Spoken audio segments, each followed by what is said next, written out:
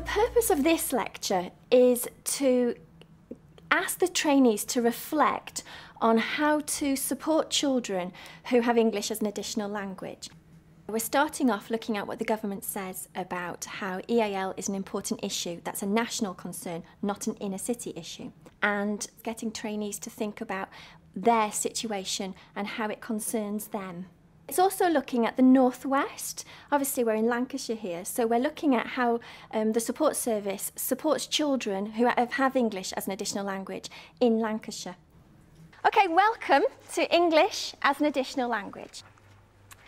So I want you to think, estimate. I'd like you to turn to your talk partner and I would like you to answer this question to start with.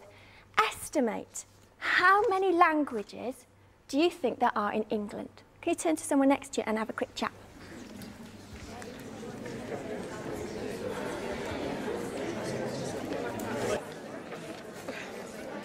Okay, who'd like to give me a volunteering answer? How many? 35. Thank you. Anybody else? 100. 100? Okay, 100 or 35. All right, let's go for another one. How many languages do you think were supported in the northwest of England in 2007-2008? Talk to your talk partner and then we'll share.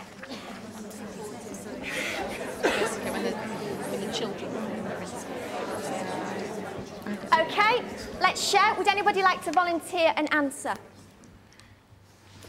Over 100. Thank you. Anybody else?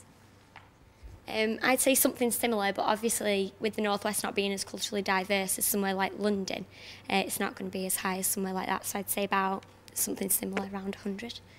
Thank you, that's a lovely reasoned answer as well. Okay, one more to test your thinking. How many languages are there likely to be in a classroom in Blackpool? Any volunteers to share this idea? 15 to 20. Okay, lovely.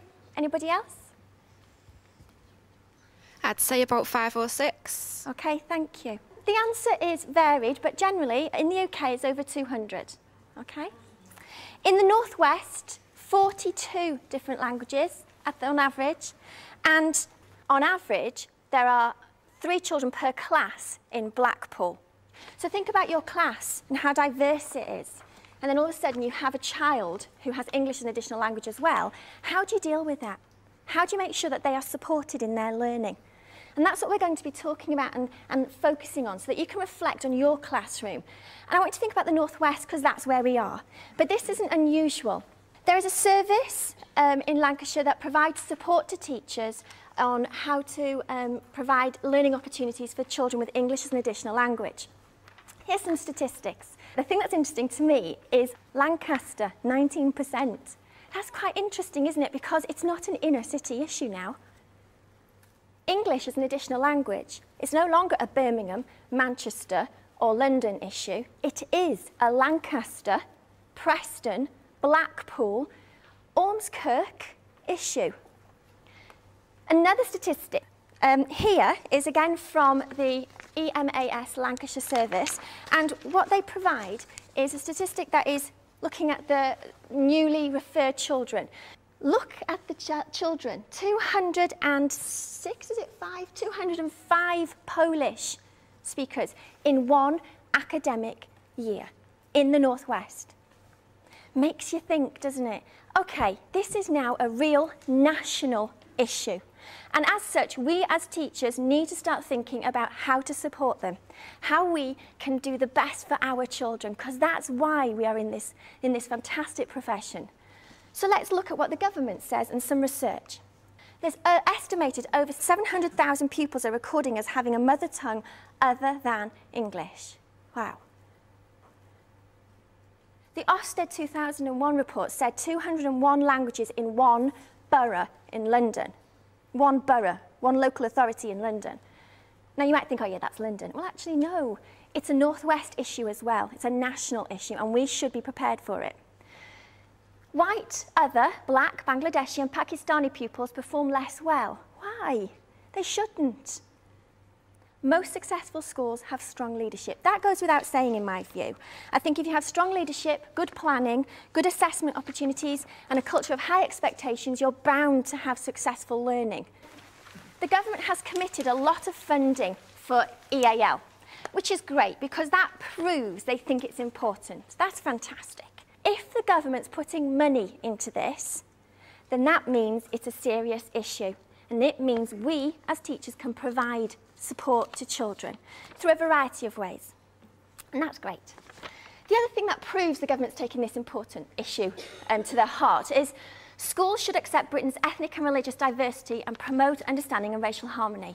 And this links to the Every Child Matters agenda, which we are all very familiar with. Good. But also to the UN Convention of Children's Rights. This is something that is a children's right to have a good education. And the national strategies that are around, they also have a commitment to supporting EAL learners. And then finally, QCA guidance. QCA guidance have an inclusion policy. It explains loads about inclusion on there, and EAL is one of those subsections that it talks about. So, putting it into context, the government thinks this is important. The government thinks this is a national issue, and so we should see it as something national. Teachers can no longer, even if they're in rural areas, ignore this fundamental issue in schools. It's important. The second section of this lecture looks at how theory relates to practice. So we look at some examples of what theorists say about how you can support children in your classroom and some of the ways you can do that with interactive teaching techniques. There's also thrown in some personal examples of my own which highlight what the theorists are saying. There are two schools of thought about how you support children with an additional language. Immersion is where you're basically in a classroom and you're thrown in the deep end, immersed in the language. Now, those children that you're learning with may have English as their home language, their mother tongue. So you're immersed in all the learning opportunities that the native-born English speakers are learning. And you're learning at the same rate, if possible. Now, bilingualism is slightly different.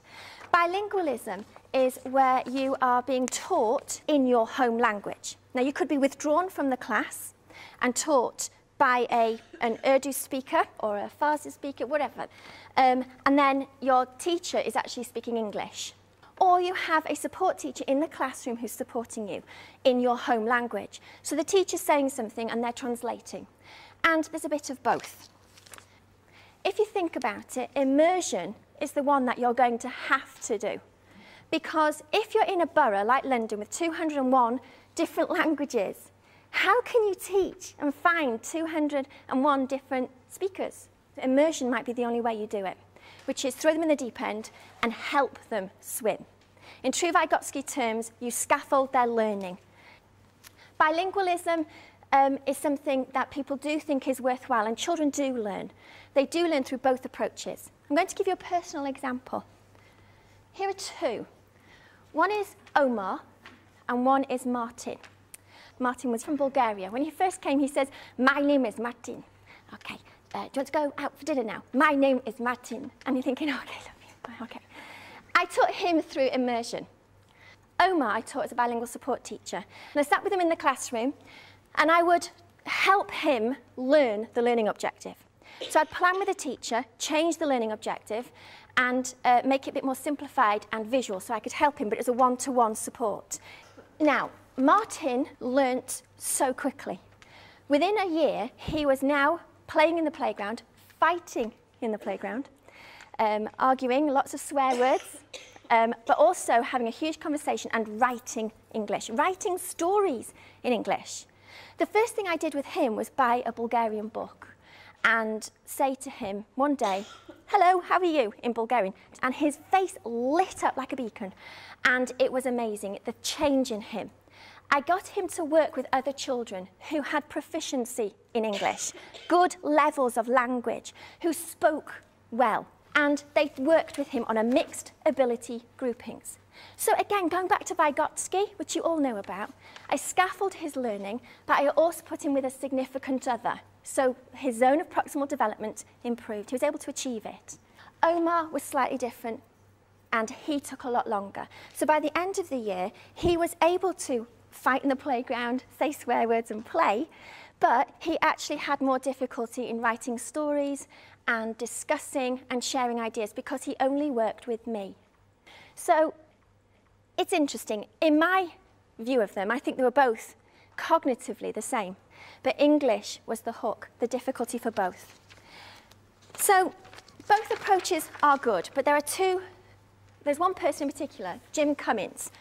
He believes that immersion is important because it takes approximately 5 to 7 years to become a fluent English speaker.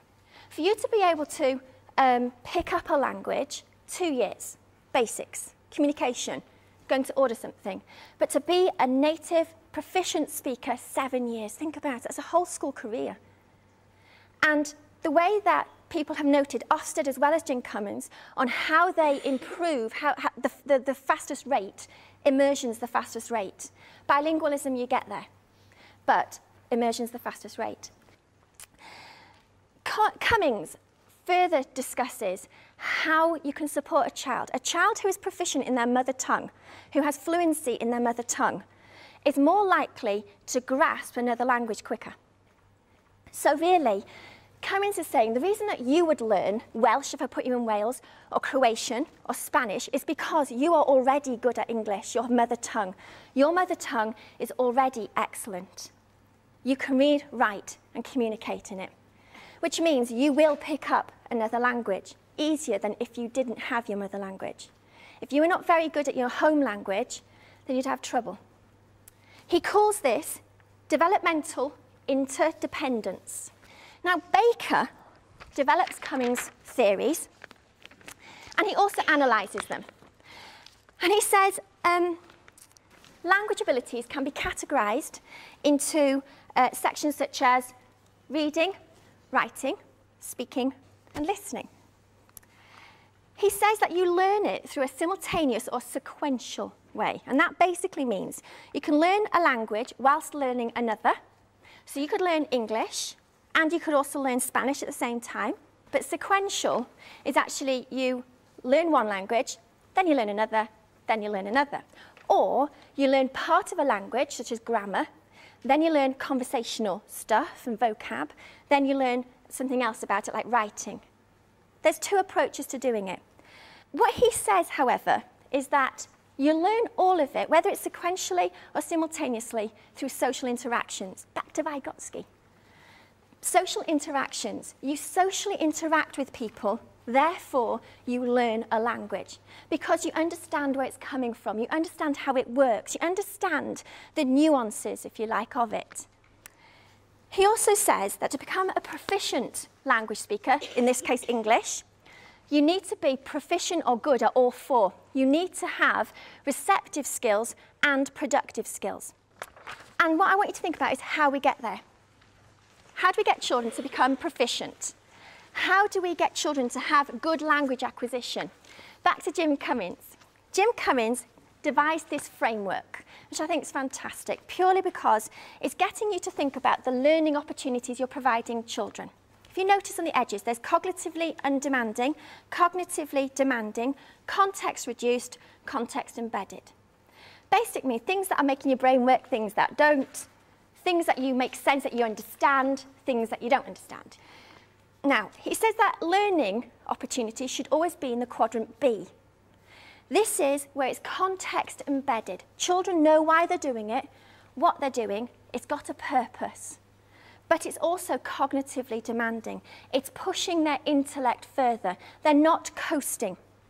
Just because they speak English, doesn't mean that they are not intellectually able to do things. It's just English is the barrier. So you should be cognitively demanding. You should be pushing their cognitive abilities. He sifts it down to 2 terms, BICS, B-I-C-S. Basic, interpersonal communication. That's the first thing he talks about. To learn a language, you need to have BICS. And that's where you communicate, you chat, you talk. Things about organisational language, such as, I put this here, I put that, close your seatbelt, shut the door, put your shoes on, tie your lace. Have you got your PE bag? Organisational stuff. Instructions. Can you line up, please? Have you got your pencil? Everyone show me your hands. Those sort of things. But CALPS, C-A-L-P-S, Cognitive Academic Language Proficiency, is using language that is to do with reflection, evaluation, analysis. If you think about it, these are high-order thinking skills, and this is what we are encouraging learning to be about, CALPS. We want children to think academically, to think reflectively, to be creative. And Cummings would suggest that to get to a reflective learner, an evaluative learner, and a creative learner, you need to provide CALP skills.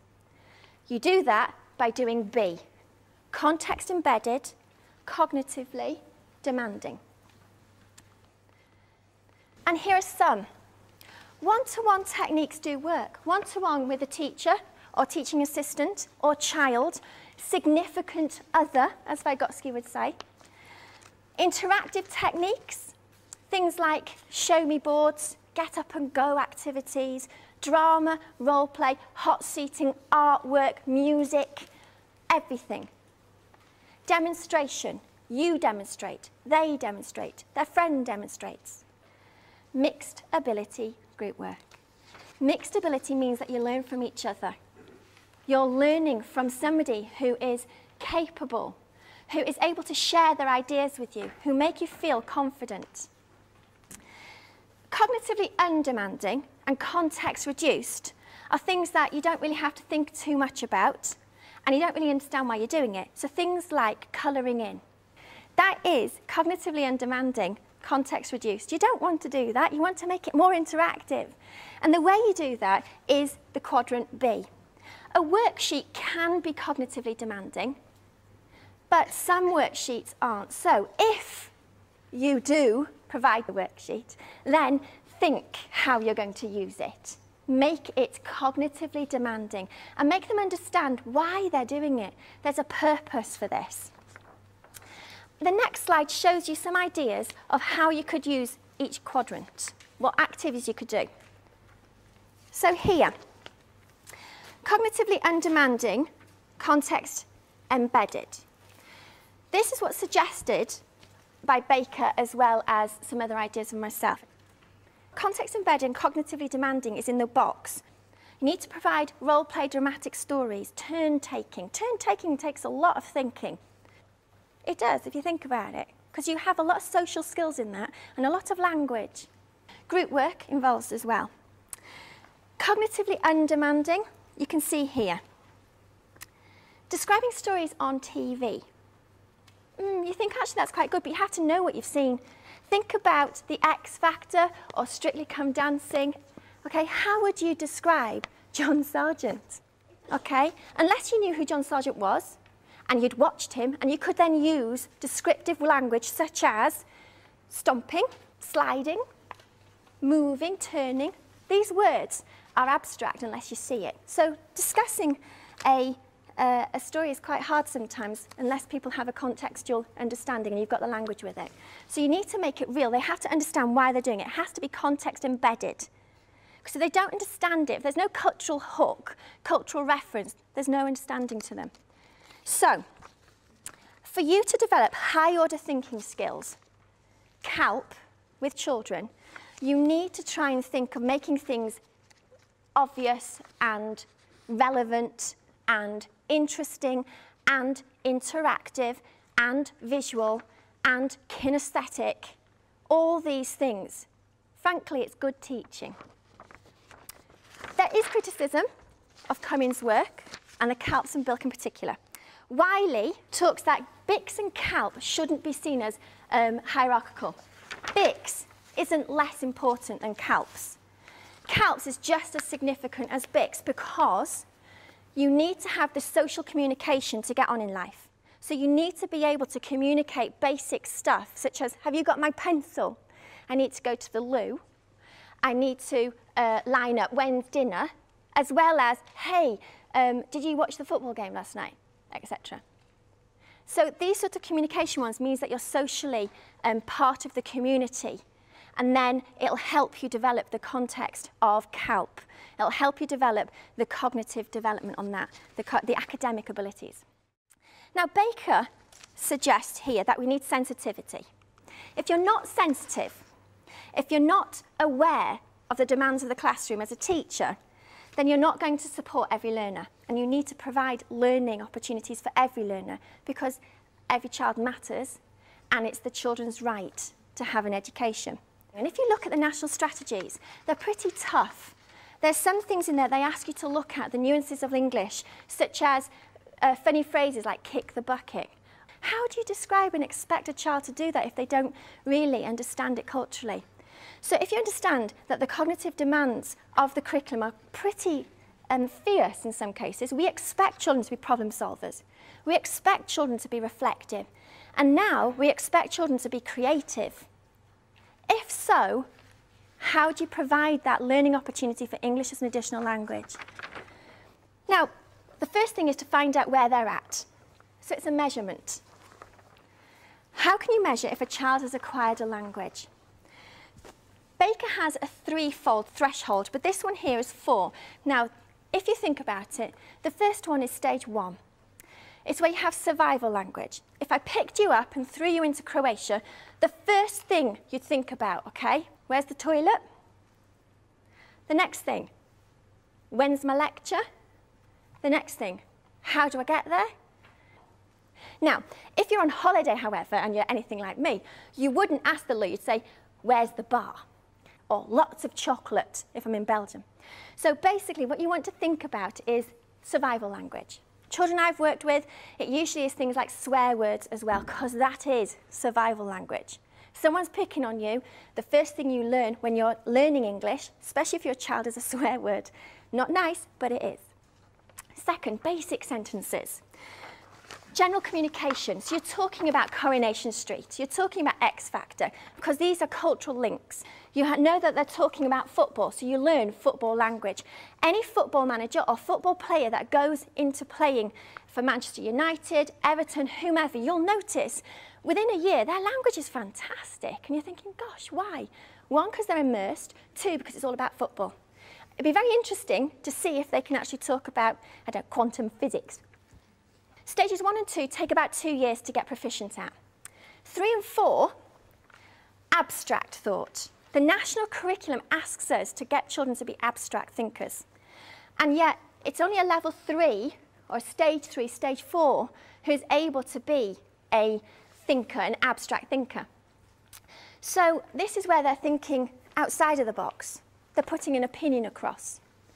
And then finally, level 4 is where you are linking with fluent native speakers. Now think about Great Britain. Different regions have different accents, and different regions have different fluent native speakers. So what is considered to be a proficient? You're not expecting the Queen's English. You're expecting a child to be able to communicate. And remember, if you take it back to those couple of slides, you're having to be proficient in English, in speaking, listening, writing and reading. Fluent speaker for your age group and your levels. Now, the way you do that is you understand culture and you understand jokes. So I'm going to say a few jokes. I am hopeless at jokes. But I've downloaded these off the internet, and they're not rude, so don't worry. And basically, we have to make sure that they were clean and they were child-friendly. So let's see how you... I really apologise because they're quite lame. What did the elf use to make him taller? He used elf-raising flour. Okay. I know, I'm sorry, there's that. Okay. How do you catch a squirrel? Climb up a tree and act like a nut. Teacher, give me a sentence with the word analyse in. Pupil. My sister Anna lies in bed until 9 o'clock. Okay. The reason you laughed, 1, because you're a bit sad, but 2 is purely because you understand the cultural references. Okay, that's the difference. You have to know what a squirrel is and understand that squirrels like nuts, and that's why you're acting like a nut up a tree. Okay? You have to know what self-raising flour is to understand what an elf is. And so obviously you know that's the cultural reference. You have to be good at cooking to know that one. Okay, do you understand that though? It's the cultural references. If I move on, Nabil, stage 2. Nabil was year 4. He was a cheeky chappy, a lad who was enthusiastic to try but got off the task very quickly. He would get really like, oh yeah, I can do this. I'll do drama, I'll do role play, I'll have a chat. Well, I have to write it now. Oh no. Nabil is a boy who we had to work with by doing lots of interactive role play, hot seating, discussion, chatting, lots of different sorts of activities, and he loved that. And then he had somebody else to scribe for him and with him, mixed ability groupings, so that yes, he was stage 2, so he could communicate with somebody, but he was fearful of writing. And having a friend who he could work with, who was slightly more proficient at English than him, he was then able to be more confident and understood the skills of writing because someone demonstrated it for him and with him. The next child is Usman. Usman was a boy who had SEN, and I want to make this distinction clear. There's a difference between English as an additional language and special educational needs. Special educational needs is something to do with learning, something to do with cognitive ability sometimes. Sometimes it's a physical need. English as an additional language is a barrier to achieving learning, but it's not an intellectual thing half the time. Now, what I said about Cummings earlier, you have to be proficient in your mother tongue. Usman was having difficulty. He was at stage 1 still, and he was in year 4, and he'd been in the school since he was in nursery, and we were really concerned about him. So I asked the local support service to come and assess him in his mother tongue, which happened to be Urdu. And they assessed his mother tongue, and they found that he didn't know his colours. He didn't know his basics of numbers in his mother tongue. He's year 4. He didn't know basic structure of writing or reading in his own language. Well, no wonder he's having trouble with English. Once we knew that, we could put all the strategies in of supporting his learning, such as interactive teaching, mixed ability groupings, etc., but also provide him with an individual educational plan and special educational need focus, because there were 2 different issues and both were barriers. So visual learning helps children. It makes them understand how to develop, how to improve, what you're going on about. It makes it context embedded. So I'm going to show you a video. Now, this is someone speaking Croatian. Aha! And he is going to read a familiar children's story. Every primary school teacher should be familiar with this story. If you're secondary here, I challenge you to work it out. Are there any words in there that you recognise? Any words in there that you're familiar with or a pattern in the language? And also, see if you can work out what the book is. Idemo u lov na medvjede. Ulovit ćemo jednog velikog. O kakav divan dan. I nije na strah. O, šuma. Velika tamna šuma. Ne možemo da idemo preko nje. Ne možemo da idemo ispod nje. O ne, moramo ići kroz nju. Op, pup. Op, pup. Op, pup. Idemo u lov na medvjede. Okay, I would like you to turn to your talk partners and share what book you think it is, and is there a word that you recognise?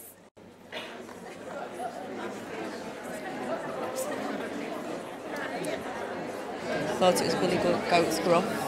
Oh, going over the bridge. I thought it was saying breakfast. Okay. Any volunteers? What book do you think it is?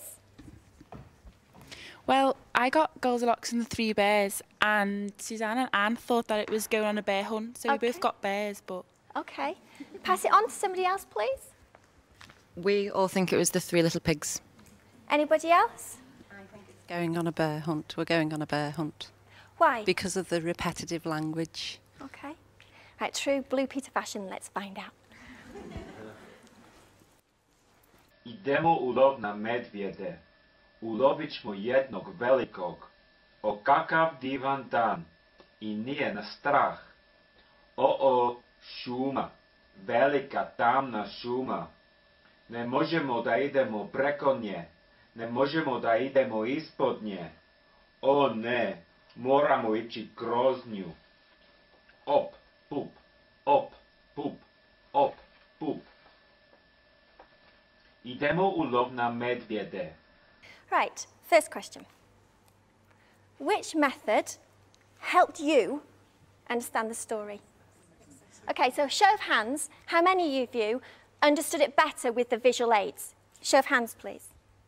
Hands down. How many of you understood it without the visual aids? And we've already said, somebody mentioned repetitive language. Okay.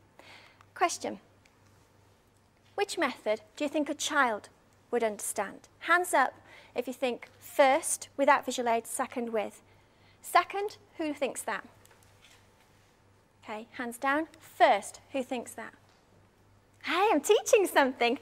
Bonus. Okay, you're getting that. Basically, yes. But why? Talk to your talk partners and discuss why is it that the children and you understood the second example better or more? Because they need visual cues. If you're using English as an additional language, you need visual cues. Right then, any volunteers as to why? Anyone would like to give an explanation as to why you think the children understood the second with visual aids more than the first, or why you did even? It goes back to the saying of a picture paints 1,000 words, so it's easier to follow pictorial cues without understanding a language. Fantastic, yes. Thank you. It's an interesting concept, isn't it? Visual aids, interactive teaching, repetitive language, all of this supports learning. The third section of this lecture looks at how we can support pupils who have an additional language but also have asylum status or refugee status in Great Britain. And it's getting trainees to reflect on how when children have English as an additional language, they may also have learning needs that are emotional, and that also has an effect on how they develop their language acquisition. So I want trainees at this point to start thinking slightly further of the theories that we've already talked about. How is this going to impact on your teaching and their learning? That's what we need to reflect on. Because a child who comes into the UK with English as an additional language, fantastic, we can support them. But there's this emotional literacy, an emotional need that needs to be supported. Many a time these children have come from harrowing situations that need to be then understood. And if you have no awareness of the country or culture they're coming from, and even don't know the history that they may be an asylum seeker and why, then really you may automatically think there's a problem because it's a language barrier, when actually it's an emotional barrier. So at times they go hand in hand and we have to be aware of it. And here are two personal examples. I'll start with Scanter, political refugee. He was year 2 and his father wrote something, I don't know what, but something that was political and pushing the boundaries of what's correct and right in his country. And so he felt his life was threatened. As a consequence, him and his children and his wife moved. Now, they didn't come to Great Britain straight away, they moved somewhere else. And there, they were also victimised. And they ended up in Great Britain where they were not victimised. They were supported by the local community. They were encouraged to be part of the society, and they were. They were educated people. But he had English as an additional language. He was stage 3/4, I would say. He actually had very good language, fantastic, lovely discussion, because he had a very good grasp of his mother tongue, and he could write in his mother tongue. But he had an issue where his status of whether he's staying here or not is going to affect his learning. The other two, Marhad and Omar. Marhad came from a big family, Somalia, and he would get very upset quite a lot and be quite aggressive in the classroom and in particular outside. I didn't know his full story, apart from he came from an area full of fighting and he saw things that he shouldn't have. So he had English as an additional language, but also this personal emotional crisis. Omar, fascinating boy. He basically was put in year 6, yet we believed he actually is a 14-year-old. And he shouldn't be in primary school education. Yet many a time, children come into this country and we don't know how old they are, and they don't know how old they are, and they don't have a birth certificate. So we put them where we think they're going to go and they're going to be supported. And he was supported, very much so. But he had trouble communicating with people. His frustrations, because he was frustrated because he couldn't say what he wanted to say. He wanted to say, I am cross but didn't have the language. He wanted to say, I am hurt. And what actually came out was aggression, fighting in the playground, lots of swear words. Lovely, funny boy. I liked him a lot. But again, we had to make no allowances and think, this boy has a lot more of his needs, and his language needs to be acquired so he can learn English and develop in the curriculum. But more so, he needs this language to talk about emotional literacy. He needs to share how he feels. And when he's got a grasp of that language, then maybe we can support his emotional needs. So asylum seekers, we need to be aware of. Education Act 2002, asylum seekers and refugee children have the same right to an education as native-born British speakers. They should be given the same opportunities. So it's a legal duty for local authorities to support these children and provide safety and education. Pupils recently arrived from overseas should not be included in performance tables, which is fascinating if you think about it. We are table-driven, assessment-led in some cases. Yet children with an additional language will have an effect on your performance table and your GCSEs. So the local authorities, the governments have said they shouldn't be part of it because it will skew it. So really, refugee status, asylum seekers, all this is what we need to be aware of. The final section is top 10 tips, and they're there to an overview of some of the things that we've talked about. It's a little bit of a conclusion, and so that people can go away with and think about what we can do. And it finally ends with me speaking a little bit of Welsh. So, top 10 tips. Use visual aids. Use non-verbal communication as well. Don't underestimate it. Don't underestimate body language. Children do respond to it. Remember to put them in the middle ability group until you have effectively assessed their learning capabilities. Just because English is a barrier doesn't mean they're not intellectually able to do with it. Many teachers put English as an additional learner into the lower ability because it's a reading ability or a writing ability. No, please don't do that, because you don't know how cognitively able they are yet. So put them in a middle ability if you have to, because then they'll have children who are proficient to an extent in language, be able to support each other, learn from each other, and the child will become more confident. The barrier for EAL is usually language. Turn something that's a problem-solving activity, turn it into a hands-on, hot-seating activity, turn it into a drama, a game, make it concrete. Mixed ability groups, put the child with EAL in the middle of the three. A, B, C, they're B. Because they will hear it from both sides. A child will talk across each other. If you're in a 3, it's likely that the 2 will work together and the 1 will be left out. So if you put them as A or C, they're likely to turn their back and not be part of it because they're having difficulty understanding. If they're in the middle, if they've got a pen or a pencil and they're in charge of it, then whew, I have a role. I have to pay attention. So be aware. Always try and plan for context-embedded work. Make sure that they understand what they're doing and why. Buy a dictionary of their language if you can. It's a really good idea because conversing on a basic level makes a difference. If you are their significant other and you're their teacher and you come with a grasp of, hiya, how you doing? How amazing will that be? Always remember where they have come from and cultural differences. It's not wrong, it's different. Ensure you're sympathetic to a child's refugee status.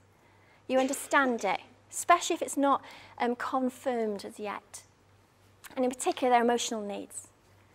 Interactive teaching lessons. We do lots of this at Edge Hill Uni. We talk a lot about interactive teaching and what that means. Learn about it. Use it. You'll see a difference. Take time to watch. We don't have enough time observing kids. And sometimes I know you groan when we say, please go and observe children in your classroom as one of your tasks on block. And you go, oh, yeah, okay. But there's a reason. Because by watching, you learn lots about somebody, especially when they're not aware. Because of body language, because of things that they're too shy to say to you, but they'll say to their mate. So, chwala na llwydiannau.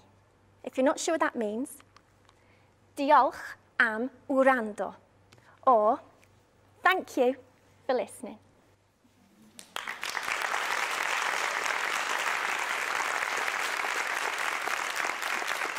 The overall message, the fundamental message I would like a trainee to come away with is a child with English as an additional language is not thick. They actually just can't speak English, and that they have an intelligence that they shouldn't underestimate.